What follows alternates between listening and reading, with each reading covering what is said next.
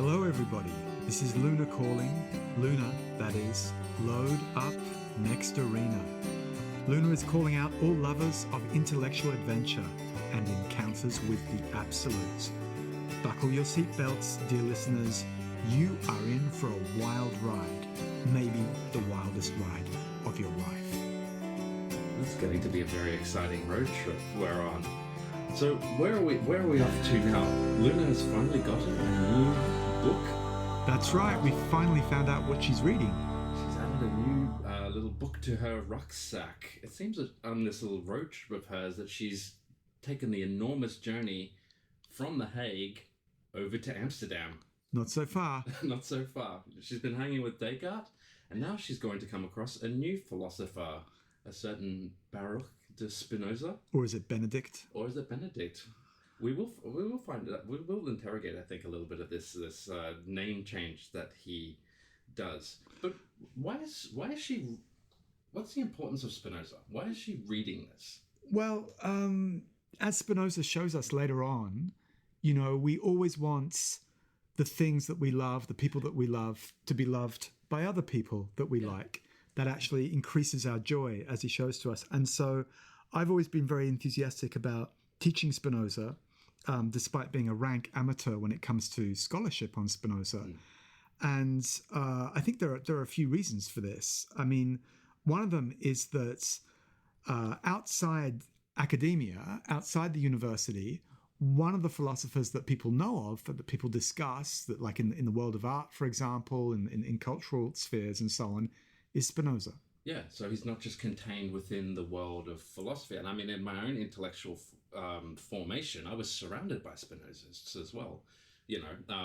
Had people like, this is particularly down in Melbourne, I had people like John Rubin, Janice Richardson. You have a little bit of contact with some Spinozists as well. Absolutely. So in Italy, back in the late 80s, early 90s, if you wanted to do your PhD, your doctoral thesis on Marx, it was impossible.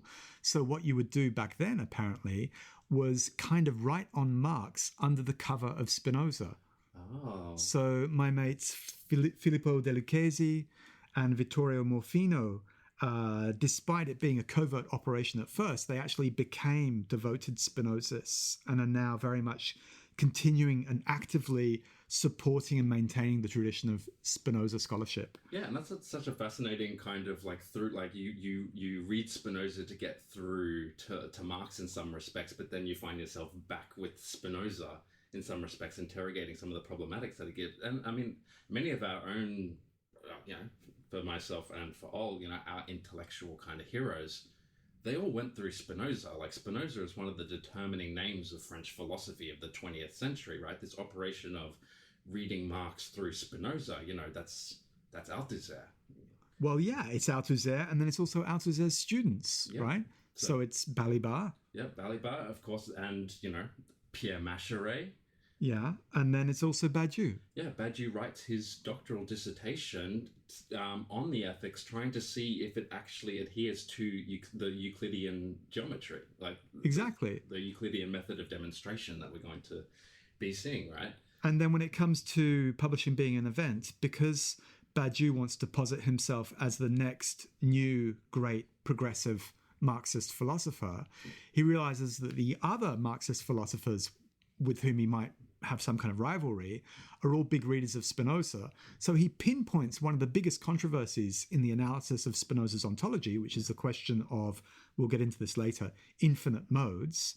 And he does he tries to do this takedown in being an event. Yeah. And if you talk to the Spinozists, they do not like Badiou's reading. They're absolutely not happy with Meditation 10 of being an event. And of course, the person that he has most firmly in his sights is Gilles Deleuze. Absolutely. Right? One of the other most famous, Spinozists. And, only, I think it was 2 years ago, a lot of his late lectures on Spinoza at Paris 8 have been published by David Lapouliade, if I'm not mistaken. A lot of his late seminars on Spinoza. So there's a tremendous amount of intellectual activity that's going on around Spinoza in 20th century France, but has continued right up until this moment. Yeah, I think that in our field, which you can call it like contemporary critical theory, and also a particular type of political philosophy, you have to somehow come to grips with Spinoza.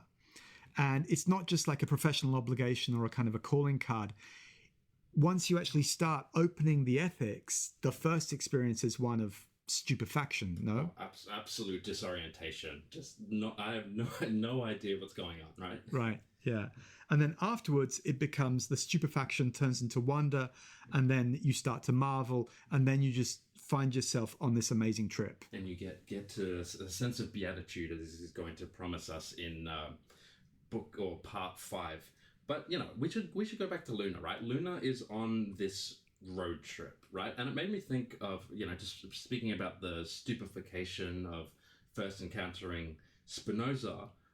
I must confess, my very first encounter with Spinoza was indeed on a road trip of sorts. I was backpacking across North America. I was up in Toronto. I was in a bookstore, and I saw a copy of the Ethics. I had heard about it from something somewhere. So I went, yeah, okay, I'm gonna grab a copy of that. This will be a nice, easy read to accompany me on all these long train rides and bus rides.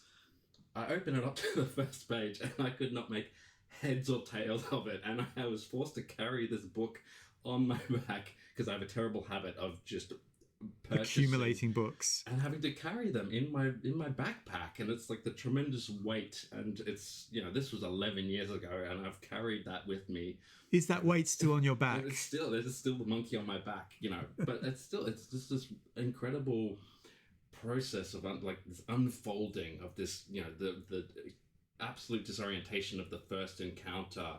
And then as you read it and you try and read it again, or when you teach it, there's always just this perpetual, continual unfolding towards something that is so captivating and gripping. Absolutely. Yeah. But Luna has not just like met a new philosophy, she's also met a new philosopher, a new person. Yes. And Spinoza himself led a pretty fascinating life. He came from a very singular community. Yes, absolutely. And so where the edition that we have been using is, of course, the Cambridge edition that was edited by Matthew J. Kishner, and he has presented like this really incredible kind of biography and introduction to the Ethics that, because it can be quite disorienting the first time. If you just open up the Ethics and start trying to read it, you're going to be totally lost. And so the introduction that Kishner gives, I think, is really quite illuminating, right? So he opens up, he sets a scene, he sets this kind of the drama of the publication of the Ethics, right? So he writes, in July of 1675, Spinoza traveled from his home in the Hague, where Luna just was, to Amsterdam to oversee the publication of his Ethics, right? And the Ethics is the culmination of nearly 15 years of philosophical reflection, but this publication is maybe going to run into a couple of snags because this is quite a controversial work. Can I just say that it's a bit of a shame that it runs into snags? Because if you put 15 years of your life into something, you pretty much want to see a result. No? I know. You have to think about all those people who, it's the endless, basically the Ethics is like Spinoza's endless PhD that he never quite completes, right? Yeah, but it does. I mean, let's just like reassure our listeners. There are some incomplete books written by Spinoza that we have, yes, like his work, his political treatise, yes, and his early short treatise. But this one is absolutely complete. Yeah, it's perfect. It is perfect. No gaps. No debates over it at all. Well, can you imagine? I mean, just seriously, just for our listeners, like, has anybody here, anybody listening, have you kept on one project for 15 years? Oh, no. I mean, the only thing that comes to mind for me is like bringing up children. Yeah. And God knows that's messy and it hits snags, right? Yeah. And it takes longer sometimes. Yeah. So, all right. So Spinoza's going to be publishing he's going to go and try and publish what is an incredibly controversial work. Why is it controversial? It's Cartesian. It's Cartesian, and Cartesianism hasn't yet taken over the universities of all of Amsterdam, of all of Holland. Netherlands, Yeah, and yeah. Holland, right? It's Well, universities back then, just as now, don't like controversies, and this was a controversies yeah, concerning free speech, yes. like many of the controversies nowadays. Yeah, right? of course. And so, yeah, and not only, I mean, it's also a continuation, not only of the controversy over free speech, but also the ongoing battle with universities being dominated by Aristotle, right? Aristotle is still the domineering kind of figure in the universities. That's what's taught, but And here's Spinoza coming along. yeah, He's presenting himself as a disciple of Descartes, yeah, right? And he's continuing with this new mechanist philosophy, yeah. which is very threatening for the Aristotelians and for the church authorities. Yeah, and that's what's really interesting, because like this is this interesting fusion between, you know, politics. I mean, it's a very active debate now. The relationship between the state and the freedom of intellectual freedom of universities, because some of the Dutch states actually intervened into this kind of philosophical debate, right? So Kistner writes that the provincial councils of the states of Holland and West Friesland declared that professors of philosophy must take an oath to cease propounding Cartesianism, even though Descartes would eventually get the last laugh and he would come to dominate all of the universities. But we have the state intervening into what universities are allowed to teach. Sounds a little bit like Texas and Florida nowadays. Yeah, what's their big thing? The Symposium by Plato is far too radical. It's gender bending. It's part of the what is it? Is it called? Is it just called gender ideology? Well, you know, I just hope that Plato gets the last laugh, because he's certainly had quite a few laughs already at the expense of the Texans. Yeah, and the expense of us. So like one of the things that Spinoza, student of Descartes. So one of the things once we get into this text is a lot of Spinoza's starting points are the same as Descartes. Right, we're gonna. So hopefully that's gonna give some of our listeners a bit of point of orientation, because Spinoza's going to be covering quite a few points that Descartes did, but in his own particular way that actually radically shifts the entire field. Yeah, well, I hope that a lot of our listeners will start to see some echoes and some bridges in between, especially Meditation 6, and what Spinoza's actually going to try and do. Yeah. And I mean, we should also mention the reason for this kind of the similarity of these starting points is that the only work that Spinoza published under his name during his lifetime was a commentary on Descartes' Principles of Philosophy, right? So that was he's really closely aligned with what Descartes is doing. At least that's what people know him for. Yeah, his public persona at an academic level is that of proselytizing for the new Cartesian philosophy, right? Yeah. And I should note that back then, if you were known as a Cartesian, that didn't mean that you were like an orthodox disciple of Descartes who believed every single thing that the master said. Yeah. It meant that you were basically somebody who was into the new physics, who explored mathematics, who took up problems and contradictions in Descartes' work and tried to solve them in different ways.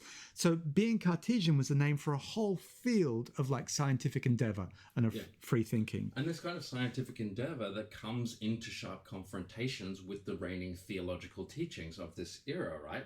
You know, so like one of the things that, one of the stories that is kind of told in this introduction is, you know, we're not going to go into exactly every single point just at the minute that aligns Spinoza with Descartes, but there's one point that Spinoza does, and he goes, there's an identity between, this is a point of differentiation, sorry. Spinoza says that God and nature are self-identical. They're one and the same thing. So it's not like with Descartes, where Descartes has a split where there's something of a creator God. If we recall, God is the author of my existence, etc., etc. Spinoza's going to say this is one and the same thing, right? And here is one of the first kind of points of controversy, right? Because this view that God and nature are one and the same thing was put forward by one of Spinoza's friends, right? And a close intellectual, I suppose, associate, Adrian Koerbach. I'm always terrible with Dutch names, right? So Koerbach publishes some works saying some things of the same nature, and what does he get for all of his troubles? What does he get, Dale? He gets sentenced to 10 years hard labor in a prison in Amsterdam. Oh my God, what was he doing? Building the dikes? Yeah. where he dies. He dies. Oh no. Yeah, in this basically labor camp for publishing this view that God and nature are the same thing, not separate, not creation ex nihilo, one and the same. Yeah, well, you can imagine this is still a hugely controversial claim. So if you want to get into an argument with somebody who's religious, just try and tell them that God and nature are exactly the same thing. It does. It unsettles a lot of the kind of the received theological ideas around what God is. God creates the heavens and the earth, etc., etc. There seems to be a separation.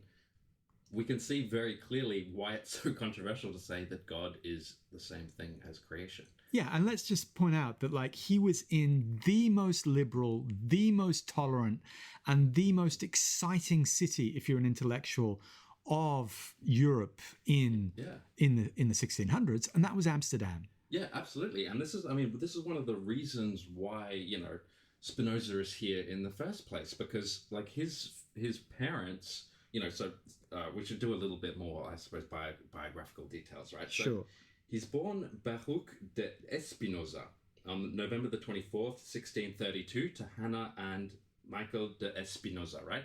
So they're Portuguese Jewish migrants, right? They're fleeing the persecution of the Jewish community in Portugal to go to this more liberal, tolerant city of Amsterdam, or at least the Netherlands, right? So there's this kind of sense of persecution that his parents feel. They're forced to flee Portugal, and they find themselves in Amsterdam with the Jewish community there. But the history is actually quite complicated and fascinating, because this is a community that were originally in Spain, yes. right? And Spain was like a haven of religious toleration during the Middle Ages. But as of the 1490s, it becomes more and more dominated by the Catholic Church, that becomes less and less tolerant, right? And the Jewish community in Spain are compelled to convert, right? To convert to Christianity, okay? And they do that in trying to ward off and defend themselves against persecution. Yeah. But it doesn't work, because what happens is that although they are officially Christians, especially the lower and the lower middle classes, see them as upstarts and see them as not belonging, and name them maculo, which means stained, like, the cafe macchiato is stained, right? Maculo. Yeah. And so they're seen as not being of pure blood. And so they then flee to Portugal, right? Yeah. And in Portugal, they survive for a while. It's quite a successful community, like economically speaking. But then again, they get persecuted in Portugal. Yeah. And so this is a double escape. And I think what's absolutely fascinating is that this community, this Morano community, has learned that it's not enough to escape persecution by converting to the religion of the persecutor, of the dominant caste, right? That's not going to work. You'll still be persecuted.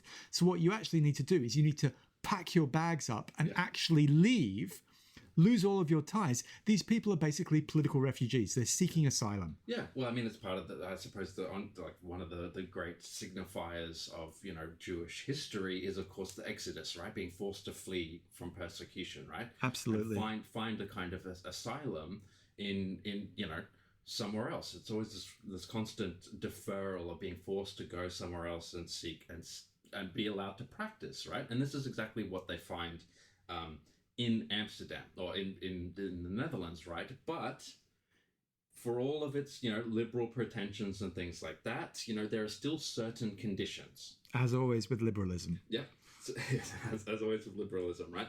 So it's like they were allowed to observe their faith on the condition that they do not get involved with the religious disputes that were going on in the Netherlands at the time.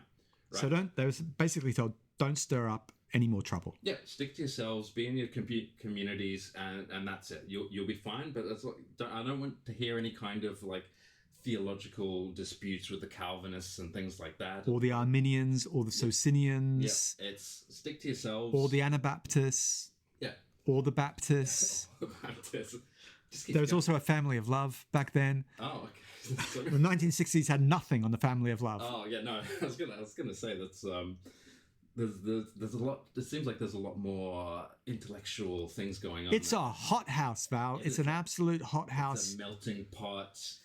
all the scum floats to the top. No, it's not about scum. It's actually, as we said, like to get a picture of Amsterdam, you have to imagine like the most exciting scientific and religious controversy that you can possibly live in, all the time boiling over into quarrels. And basically it's a city in which everybody is searching for God in a different way. Yeah. And at the same time, optics is taking off. So telescopes have just been invented. Yes. Microscopes have just been invented. Mathematics is taking off. The study of mechanics, the understanding of the artillery projectiles, trajectories, all of this is happening, right? Yeah. It's an absolute hothouse. Okay, so move over May 68 in Paris. You should have been in Amsterdam back in the 1600s. Oh, if you gave me a time machine, I'm telling you, either I go back to 1920s Berlin and trying to stop that from happening, okay, yeah. or I'm going back to Amsterdam in the 1650s. Okay, yeah, all right.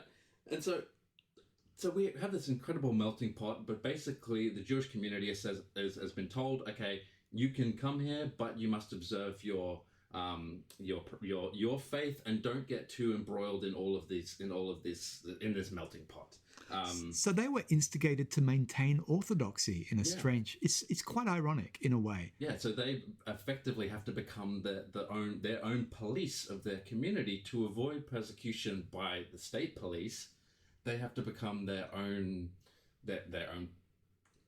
cops, I suppose. Well, this is amazing because it takes us back to one of those terms that our friends at the Barren Field Experience actually investigated, which is apostasy, right? Yes.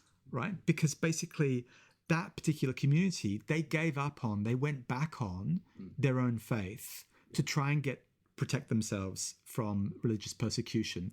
And then that didn't work. So they fled, and now they convert back in a certain way to Judaism. Yes. But if you convert back to a religion, you're not going to go back to a radical version of that religion. You're going to try and practice an orthodox, stable version of it. Yeah, so it's like it's a quelling of the radicalism that originally got you persecuted. But I mean, obviously that stands to reason. You know, if you were persecuted in one place for being too radical, and you go somewhere else, it's like, yeah, you don't want to stir things up yet again and then invite further persecution, right? It's kind of... Yeah. And Spinoza starts off in that orthodoxy because he attends the local Talmud Torah school where he studies Hebrew, right? Yeah. And not only did he study Hebrew, he studied it so well, Val, that he actually wrote his own grammar of Hebrew. Oh, I have heard about this, but this is something that I feel is like...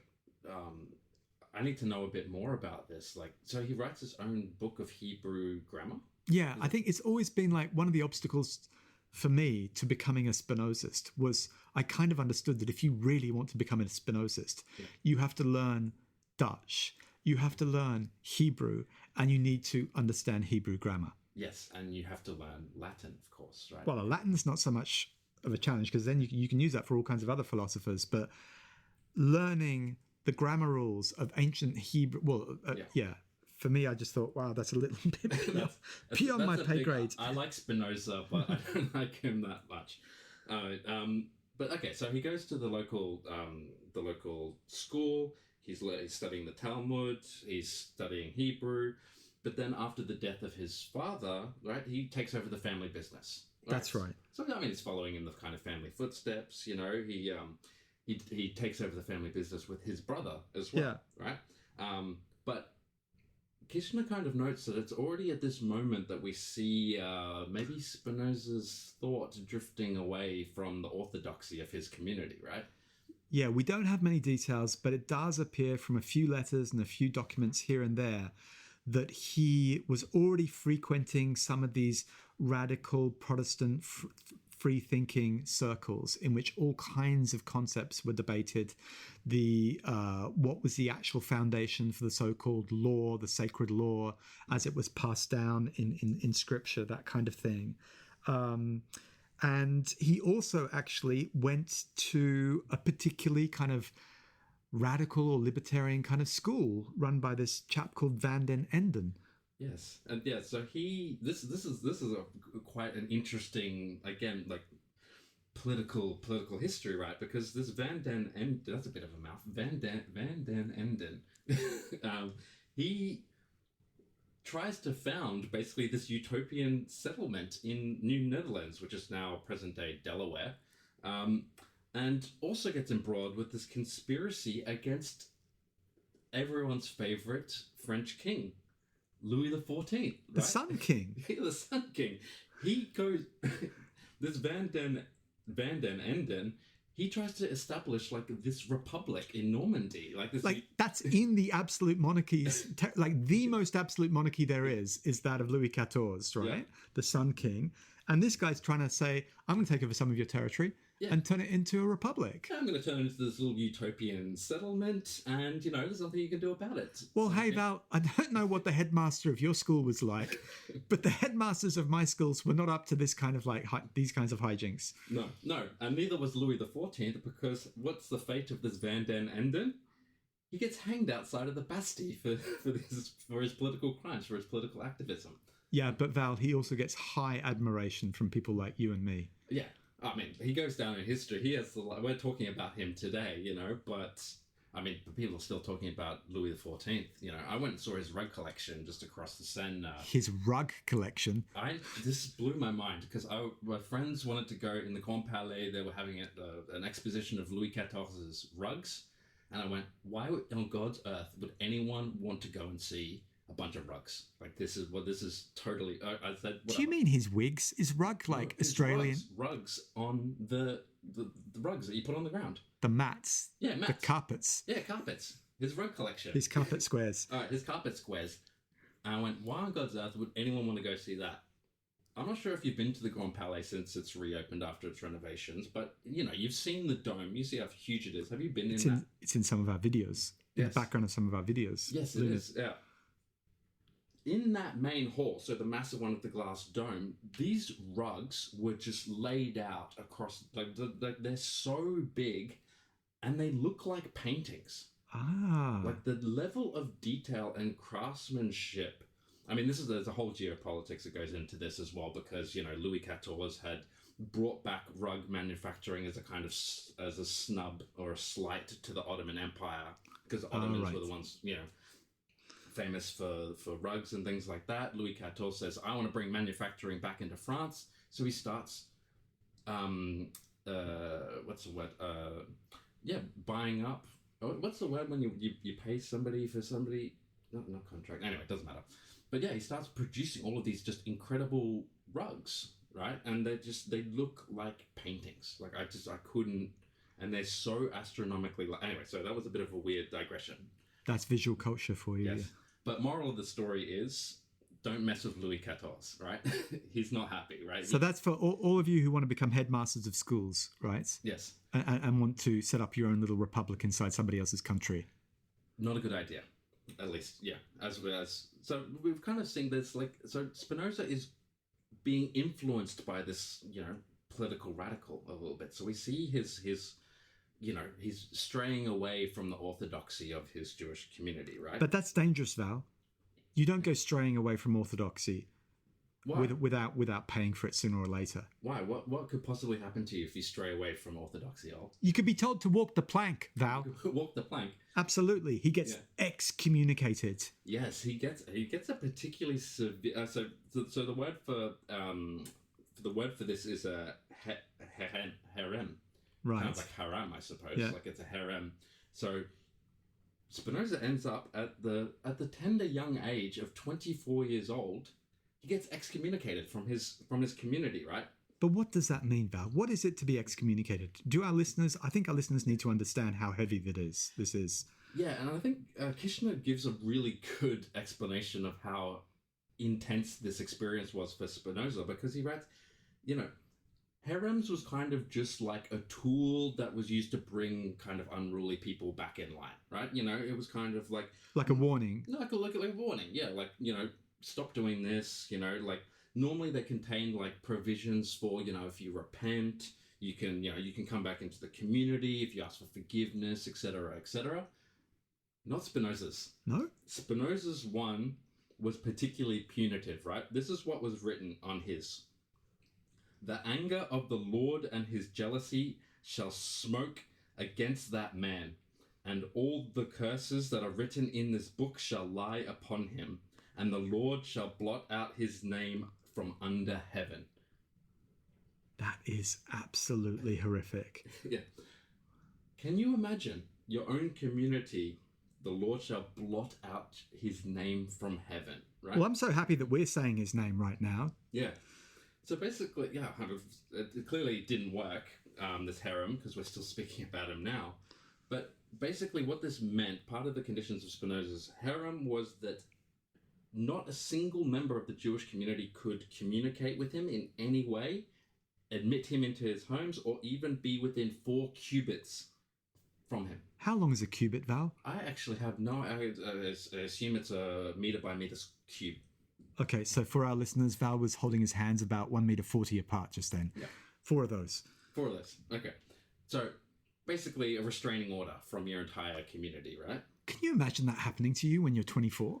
Yeah, well, it's like he's just now he's lost his father. He's cut off from his brother, his family. He's lost his business as well. He's lost his business. He can't even stay inside of the community where he is growing up. All of his friends, all his family, nothing. At 24. Well, I actually have like a reading of this because basically I was thinking about this, and in the end, Spinoza is a little bit like Antigone, right? Oh, okay. Because he has been cast out, like he's undergone a kind of symbolic death. Yeah. Right? You no longer belong to this community that is organized according to this religion with these rites and these orthodox beliefs. You no longer belong, right? So with regard to that community, he has got nothing to lose, right? Yes. And where has he been cast out? He's been cast out to this radical, free-thinking city where he no longer needs to worry about offending people in his own community because he's offended them so much now, nothing he can do could ever be worse. He's gone beyond the worst. So I actually see this as emancipating for him. It's horrific, but on the other hand, it completely liberates him to think what he wants. Well, yeah, there's a certain, like, and we'll see this in a second, because, you know, there is a certain liberty that he feels after having been excommunicated, and there's certain kind of readings that you could say, you know, maybe he invited it, he kind of welcomed it with open arms. There's a kind of ethics that we'll see with Spinoza in his attitude towards his approach to philosophy. But I kind of like the comparison to Antigone is quite an apt one, because of course, you know, another big figure of French intellectual scene of the 20th century who made a big deal about the ethics of Antigone was Jacques Lacan, the French psychoanalyst, who was apparently, in his teenage years, he would tear out pages of the ethics and plaster them up all around his bedroom wall. And really? It was really heavily annotated, right? And when you read, you know, for any of us who have been so unfortunate to engage with Lacan and try and read him, you'll see these moments where you just see the influence that Spinoza, the subterranean influence of Spinoza on Lacan. But yeah, there's the ethics of what Antigone does. She refuses the system of laws of her community in order to, my memory serves, give her brother the correct burial. Absolutely. Yeah. And, you know, Lacan, in his reading, he makes this point that she speaks just like Socrates. Socrates is also liberated after a death sentence. He says that she's between the two deaths. She's between the symbolic death and the real death of the body, right? And once there's nothing worse than you can do towards your community, once there's no longer any kind of question of debt or responsibility towards your community, your speech is liberated. And that's what happens to Spinoza. You are free. And I mean, that also follows the movement of the entire book of the ethics, right? Once you get to book 5, it's on freedom, right? It's this movement from absolute constraint of a fully determinate universe to thinking the conditions of freedom. Freedom as being blessed, blessedness. Yeah. And so, I mean, like, to go back to, not that we've ever left Spinoza, but to go back to him, you know, he was, again, no stranger to what a harem or an excommunication meant, right? During his own childhood, another person, a certain Uriel da Costa, had also been issued one of these harems at the same level, right? Da Costa was allowed to rejoin the community, however, but on the condition that he undergo a public whipping in the synagogue, after which the members of the congregation exited by stepping upon his prostrate body. Right? I can't think which one would be worse, the whipping or having people tread on you. I think it's the treading. I think the treading is the bit, because they've already beaten you. They've already totally destroyed your body. Did they wear high heels back then? weren't they in clogs? Aren't we in the Netherlands? Can you imagine people in clogs treading on you? Getting flogged and then clogged. What then? Flogged and clogged. What a fate. Look. What did Da Costa do after? I mean, he was allowed to rejoin the community, though. Isn't that good? No, yeah, he was, but he felt so humiliated by the flogging and clogging that he ended up taking his own life a few days later. The shame. The shame. No, well, again, but Spinoza, with full knowledge of what had happened to Van den Enden, what happened to Da Costa, he still is going to be pursuing his intellectual trajectory, right? I can see it, Val. I can see a pattern emerging, a pattern in the collective memory of this Marano community. Yeah. Because they knew, right, that giving up on their own religion in order to appease the persecutor had not worked in Spain or Portugal. So they fled to come all the way to Amsterdam. And then Spinoza, as a youth, he sees that trying to appease the priests of your own community when they accuse you of heresy, trying to appease them by agreeing on their conditions to rejoin the community, that doesn't work either. It constrains you, yeah. So as Lacan says, the great ethics of psychoanalysis that Lacan comes up with is do not give up on your desire. Exactly, and Lacan himself follows his own ethics when he himself is excommunicated from the International Psychoanalytic Association. Oh my God, the persecution and the excommunications, they don't ever stop, do they, Val? I don't think they have. I don't think they've... It's just a repeating... Maybe history is cyclical. I'm sorry, Fukuyama, we're not at the end. We need to repeat a few more excommunications. The wheel is rolling. Well, I'm glad that the stakes are a bit lower for Luna, though. I feel like I hope that Luna's going to be safe. Yeah, I'm not sure what community Luna might be getting excommunicated from, but hopefully that won't occur. So what did Spinoza do with his life then? He's been excommunicated. How does he make a buck? How does he put bread on the table? He turns to a very curious profession, because there's one thing that we haven't mentioned. Throughout his entire life, he's beset with this kind of respiratory condition, right? And what does this mug go and do? He goes and gets a job as a lens grinder. What's wrong with that? Well, he's grinding glass to make the lenses for various scientific instruments. You were talking before about, we're in this this melting pot of, scientific inquiry. People need telescopes to look at the stars. People need lenses to look, to make microscopes and things like that, right? So this was like a new art. This was like the cutting edge kind of applied science. Yeah. So he's there with his respiratory condition, grinding lenses. And what are lenses made out of, Ol? Glass. And do you think they had... But he must have worn a mask. Do you think Didn't he have his SP95 mask on? Yeah, I don't think they had many OH&S safety regulations back then. What about the ventilation valve? Did he have proper ventilation? I don't believe he did. But this is tragic. But like you said, he needs. Why couldn't he have chosen just like a safe, nice middle class job like being a professor of philosophy? Well, this is I think one of the most fascinating moments in Spinoza's kind of career. He does get offered a job, a cushy job. What? As a philosophy professor. Who does that happen to? In one of the most prestigious universities in Europe, the University of Heidelberg. Very prestigious, very flattering offer. They've gone, come take the chair of philosophy at the University of Heidelberg. And what's he say? No. He says, get stuffed. You're kidding. Yeah. He says, jog on. But Val, if the University of Heidelberg rang you up and said, Mr. Cartier, Dr. Cartier, we'd like to offer you a job as chair of philosophy, what would you say? Oh, in this job market, absolutely, immediately. There'd be no... I wouldn't think twice about it. I'd say goodbye to all my friends and family here. Sayonara. I'll never see you again. I would gladly accept that excommunication, but not Spinoza, right? He says no, because if I accept this position, it will compromise my freedom to philosophize. Well, freedom to die poor. Well, yeah. Well, no, he's got his job. I'm sure he's making all the best lenses for all the best, greatest scientists. Okay, so it is an exciting. Okay, so let's give him this. It is an exciting profession because he's on the cutting edge, right? These are new instruments. It's new technology. It's like people working in AI, but it's nowhere near as corrupt as AI, right? Because it's absolutely cutting edge. Yeah. But he makes this point where he says, no, if I accept this position in this university, I will have to submit my philosophy, my philosophical investigations to your rules and your regulations, and I am not accepting that, right? Absolutely. He's beyond rules. He's beyond rules, right? You know who wasn't beyond rules? Who? This is a very significant university, right, in the history of philosophy, because you know who comes along not too much, a little bit later, and accepts this very position? Georgie Porgy. Georgie Porgy, a certain Georges Wilhelm Friedrich Hegel. Uh-huh. So Hegel, right? Hegel, before he goes off to be the chair of the University of Berlin, he starts in Heidelberg, right? In this very position that Spinoza turned down, right?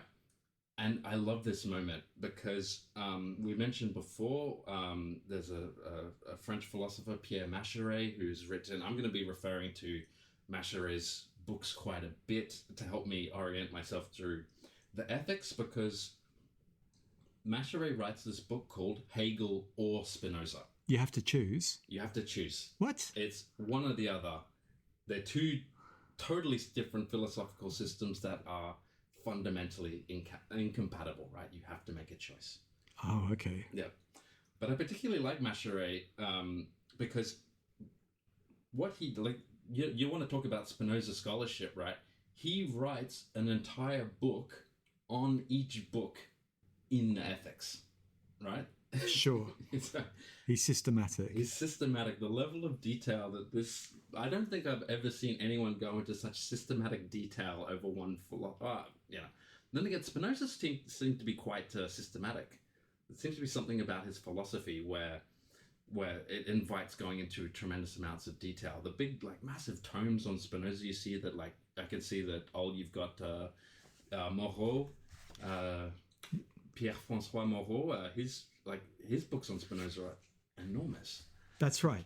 And I'd just like to quickly shout out, again, my mate Filippo De Lucchese, who is editing this amazing adventure called the Spinoza series at Edinburgh University Press, in which all of the greatest works of Spinoza commentary in Italian or French or Spanish, are being translated into English. Yeah, for the Edinburgh University Press. That's right. Yeah. Carol MacDonald is spearheading this whole initiative. She's helping it. It's one of my editors. And I'm actually going to shout out a translation that I've just completed, which is part of this series, which is one of the great Italian Spinozas in the 70s and 80s, was Emilia Giancotti. And along with Negri and a few others, she basically built the entire Spinoza community and pushed the whole tradition, like basically supported the tradition, made sure that Spinoza's legend lived on. And so I translated 15 of her essays recently for this Spinoza series at Edinburgh University Press. That's a tremendous undertaking. So, I mean, congratulations to you all. I think you just submitted it, right? Yeah, that's right. I haven't seen the proofs yet, but we'll see. For the time being, okay. So I realized that I just went off on this massive tangent from the book that I was even trying to talk about. So Macherey, Hegel or Spinoza, right? So in this book, Macherey makes a big deal out of this moment where Hegel takes up the seat at Heidelberg University that Spinoza refused. That Spinoza refuses, and so Hegel's going to feel like a bit of a fake, a bit of a sellout, right? Compared to Spinoza. Yeah, he's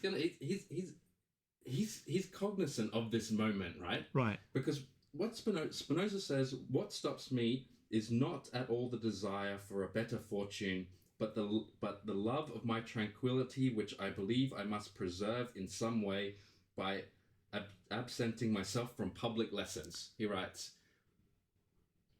Well, basically what he's saying is, I don't want to waste my time teaching. I want to philosophize. Right. He says, I don't want to get involved and embroiled in brouhaha and public controversy. Yeah. Had enough of that. Already been excommunicated. Thanks very much. Leave me alone. I don't want to deal with students. I don't want to have to deal with marking. It's going to take up too much of my time. It's the same thing as Descartes. This is what Descartes does. But Descartes is lucky, right? Because he inherits this money. Yes. So he can just swan off and go around Europe and like retire into a cozy cottage. Yeah. And the rent... Meditate in peace. Exactly. Yeah. And the rent is paid for, right?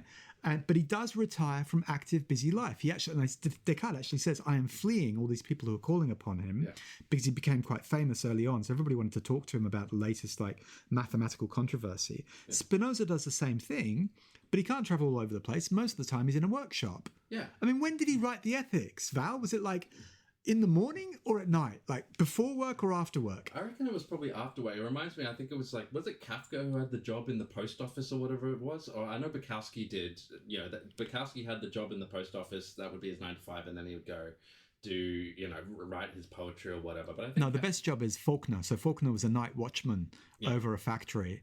And because nothing was happening in the factory at night, he basically wrote his novels. Yeah. So, I mean, I really like, I can see why all the Marxists prefer reading Spinoza, right? Because Spinoza's the working class kid who has to continue working to fund his philosophical interests. Descartes is the trust fund rich kid. But Val, that's a song, isn't it? Working class hero? It is. Isn't that Cold Chisel? Working class, that is. I think it should be Cold Chisel, even if it isn't. Yeah. I was thinking of Working Class Hero by... was it? No, I was getting confused. What's the John Lennon? Oh, whatever. I can't remember. So anyway, Spinoza said that, you know, I don't want this job. It's going to take up too much of my time. I want to invest myself in philosophy, right? Mascheret continues. So Hegel was very aware of this incident, and in his own lectures, so Hegel's lectures on the history of philosophy, he writes, Spinoza very wisely declined this offer, however, because he did not know within what limits his philosophical liberty would have been constrained in order that it would not appear to disturb officially established religion. Right? Hegel's... I find this really interesting. So Hegel kind of envies him his liberty in a certain manner. He does. I mean, there's a tremendous... I mean, we could spend forever talking about Hegel in this kind of discussion, but one of the things that Mascheret, and I'm going to summarize very, very briefly, that one of the points that Mascheret makes in the book is that Hegel compromises his philosophy to bring it more in line with the state ideology. And this is the big critique of his elements of the philosophy of right, you know? Hegel's a sellout, basically. The moment, and when you compare it to the kind of enthusiasm for Napoleon, the revolutionary writings of Hegel's youth, once you get into the older Hegel, the Hegel that's taken up the position at Heidelberg, and more explicitly the Hegel that then becomes the chair of philosophy of Berlin, you get the old reactionary who makes his philosophy conform with the state ideology. And we can already see a kind of, I mean, this is Mascheret's point, you don't have to agree with it. I personally do. But there's a sense in which Hegel is recognizing that there is a compromise that one has to make when you accept these teaching positions on your philosophical interests. But I think this is one of the interesting points. So Hegel's philosophy very famously has given rise to both left-wing interpretations and right-wing interpretations. Yes. You know, very early on in Germany, there were the left Hegelians and there were the right Hegelians. Marx, of course, was one of the left Hegelians, right? And it is the case that Spinoza's political philosophy has also given rise to different interpretations. But it is quite obvious that Hegel's political philosophy is far closer to the center than Spinoza's, right? Because Spinoza basically says the absolute political regime is democracy. He's like a Democrat when nobody was a Democrat back in the 1600s. And so that's why, you know, Spinoza is, in a way, the darling of the radical left. Yes. Whereas, you know, Hegel is in the center, neither left nor right, and that's dialectics, baby. So what happens then? What happens to Spinoza after he refuses this job? He continues. He just continues living his life as a lens grinder, doing philosophy, but then he suddenly dies. Oh no. I think he was 44. And obviously the likely cause is, as I mentioned before, he had a respiratory condition. And, you know, like I said, probably doesn't help grinding lenses for your entire life when you've got a respiratory condition. So he suddenly dies on February 21st, 1st, 1677. My God, we thought that Descartes died early when he went off to Sweden and caught pneumonia at the Swedish court. But Yeah. but he was easily in his 50s. Yeah. No. And here, poor Spinoza, he's only 44. Yeah. So yeah, but after his death, so the Ethics is not published in his lifetime, right? After his death, his friends go through his drawers, look at all of his writings, put it together, and then that very year, most of it gets published in both Dutch and in Latin, right? And if I understand correctly, Val, it becomes pretty immediately quite controversial. It's not the kind of book you want to get caught in the street actually having in your pockets. No, not yeah. I mean, there's so many. There's so many controversies that are going to unfold from the scandalous claims that Spinoza is going to be making in this book, right?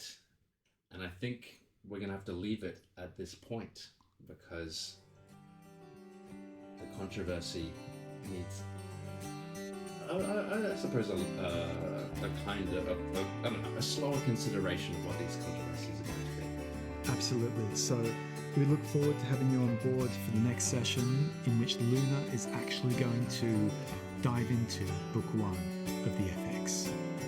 It's been a pleasure. See you next week. Goodbye.